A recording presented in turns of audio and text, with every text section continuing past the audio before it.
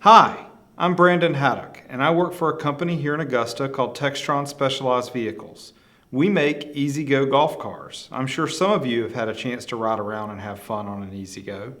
And I'm excited to be here today with you to read you a book called The True Story of the Three Little Pigs by A. Wolfe, as told to Jon Scieszka and illustrated by Lane Smith. Now, I'm really excited to read this book to you today because it's won a lot of awards. It was named a New York Times Best Book of the Year. It got the Society of Illustrators Silver Medal. It was named one of the New York Public Library's 100 Great Children's Books for 100 years. So I'm really excited to read this to you. I'm sure it's going to be an awesome book. So let's go ahead and get started. Again, we're reading The True Story of the Three Little Pigs by A. Wolfe, as told to Jon Scieszka. Everybody knows the story of the three little pigs, or at least they think they do, but I'll let you in on a little secret. Nobody knows the real story, because nobody has ever heard my side of the story. I'm the wolf, Alexander T. Wolfe. You can call me Al. I don't know how this whole big bad wolf thing got started, but it's all wrong. Maybe it's because of our diet. It's not my fault wolves eat cute little animals like bunnies and sheep and pigs. That's just the way we are. If cheeseburgers were cute, folks would probably think you were big and bad too. But like I was saying, the whole big bad wolf thing is all wrong.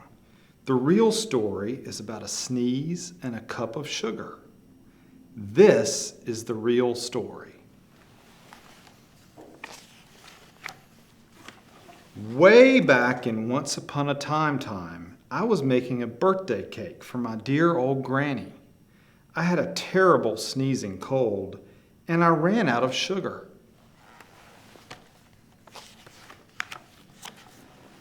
So I walked down the street to ask my neighbor for a cup of sugar. Now this neighbor was a pig, and he wasn't too bright either. He had built his whole house out of straw. Can you believe it? I mean, who in his right mind would build a house of straw?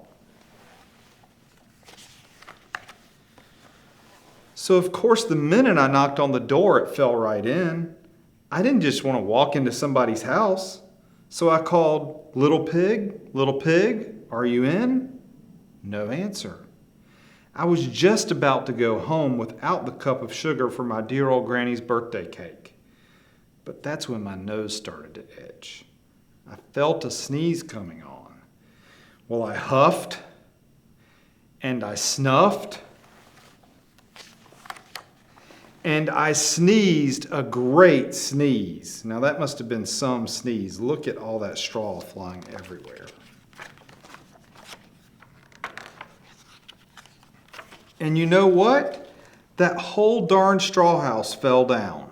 And right in the middle of the pile of straw was the first little pig, dead as a doornail. He'd been home the whole time. It seemed like a shame to leave a perfectly good ham dinner lying there in the straw, so I ate it up. Think of it as a big cheeseburger just lying there. I was feeling a little better, but I still didn't have my cup of sugar, so I went to the next neighbor's house. This neighbor was the first little pig's brother. He was a little smarter, but not much. He had built his house out of sticks. I rang the bell on the stick house. Nobody answered. I called, Mr. Pig, are you in?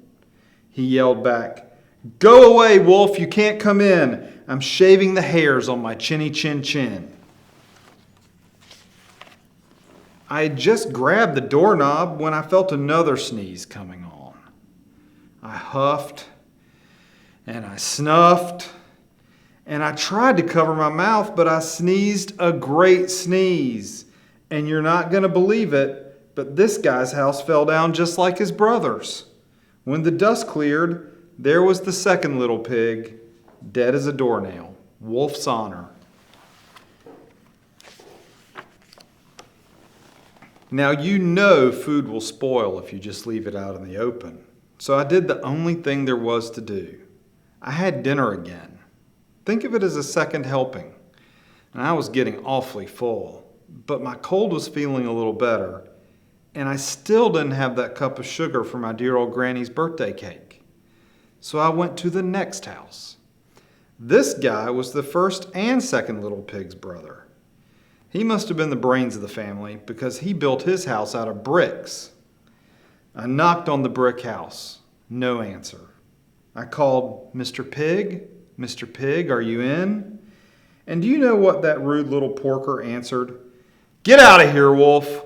Don't bother me again." Talk about impolite. He probably had a whole sack full of sugar, and he wouldn't give me even one little cup for my dear sweet old granny's birthday cake. What a pig! I was just about to go home and maybe make a nice birthday card instead of a cake when I felt my cold coming on again. And I huffed, and I snuffed, and I sneezed once again.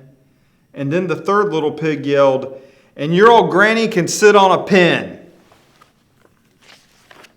Now, I'm usually a pretty calm fellow, but when somebody talks about my granny like that, I go a little crazy.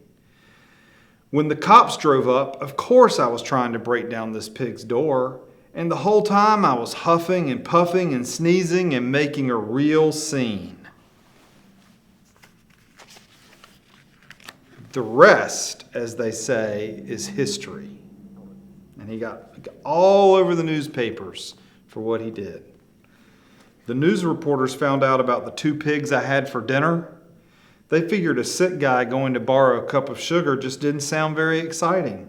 So they jazzed up the story with all of that huff and puff and I'll blow your house down. And they made me the big bad wolf.